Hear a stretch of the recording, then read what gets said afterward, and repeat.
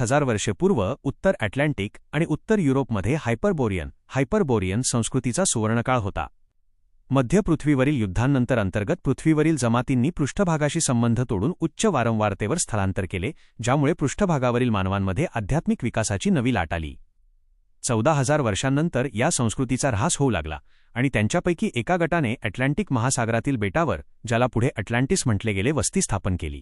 त्यांचा वारसा युरोपमध्ये पसरला, विशेषतः कार्पाथियन पर्वतरांगा आणि काळ्या समुद्राच्या उत्तरेकडील क्युकुटेनी ट्रायपेलियन्स या गोऱ्या, निळ्या किंवा तांबूस केसांच्या लोकांमध्ये जतन झाला. त्यांच्याच एका गटाने आयर्लंडमध्ये वस्ती केली, ज्यांना तुआथा डी दानन म्हणजेच अणूचे लोक म्हणून ओळखले जाते. अटलांटिसची स्थापना 32,400 वर्षे पूर्व आंतरगॅलॅक्टिक महासंघाचे ऑल्टियन्स अटलांटिक महासागरातील या बेटावर आले आणि त्यांनी अँकीसोबत संयुक्त राज्य केले. दरम्यान 72,000 वर्षांपूर्वी माल्डेक ग्रहाच्या अणुबॉम्ब विळख्यामुळे झालेला नाश आणि मंगळाचे वातावरण नष्ट झाल्यामुळे तिथले निर्वासित पॅसिफिक महासागरातील लेम्युरियावर येऊन स्थिरावले. 50,000 वर्षांपूर्वी नेबू ओरियन ग्रे यांनी हिमालयात तळ ठोकला, तर उत्तर युरोपमध्ये परिकथांमधील जीव ड्रॅगन एल्वेस वावरणारा पौराणिक काळ अनुभवला गेला, ज्यानंतर ते अंतर्गत पृथ्वीवर निघून गेले. 39,000 वर्षे पूर्व नाईल नदीच्या खोऱ्यात केमेट प्राचीन इजिप्त संस्कृतीचा उदय झाला.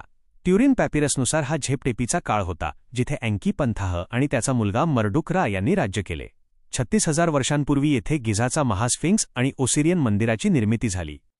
26,000 वर्षे पूर्व पृथ्वीवरील परग्रहावरील गटांमधील सततची युद्धे थांबवण्यासाठी आंतरगॅलॅक्टिक महासंघाने प्लॅनेटरी काउन्सिल ग्रहीय परिषद बोलावली, जिथे प्रत्येक वसाहतीसाठी भौगोलिक सीमा ठरवून देण्यात आल्या. महासंघाने आपले बहुतांश जहाज मागे घेतले आणि केवळ हिमालयातील ला पास व्हॅली आणि अटलांटिकमधील अटलांटिस हे 2 तळ राखले. अटलांटिसचा पाडाव आणि महाप्रलय 25,000 ते 9,600 वर्षे पूर्व अल्फा सेंटॉरी आणि प्लेडीज येथून नवीन वसाहतवादी अटलांटिसवर आले. तिथे एक प्रगत स्पॅडीपोर्ट आणि विशाल स्टारगेट स्थापन करण्यात आले.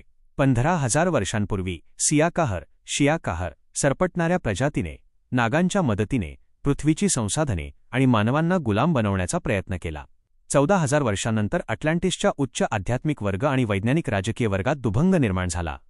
10,700 वर्षे पूर्व बर्फ वितळू लागल्यामुळे अटलांटिसच्या आध्यात्मिक वरिष्ठांनी जगात ज्ञान टिकवून ठेवण्यासाठी हॉल्स ऑफ रेकॉर्ड्स स्थापन केले. खालच्या वर्गातील लोकांनी तंत्रज्ञानावर ताबा मिळवण्यासाठी अनुवंशिक प्रयोग आणि अंतर्गत संघर्ष वाढवले.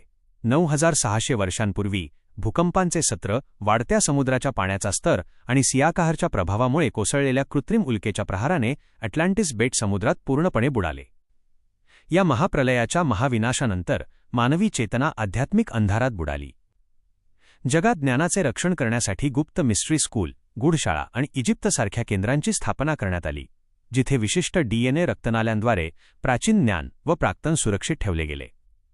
मेसोपोटेमियाच्या इतिहासात नूह उत्नापिष्टीमद्वारे जनुकांचे जतन केल्याच्या ज्या कथा आढळतात, त्या याच बाह्यग्रहीय DNA बँकांच्या आणि महाप्रलयाच्या साक्षीदार आहेत.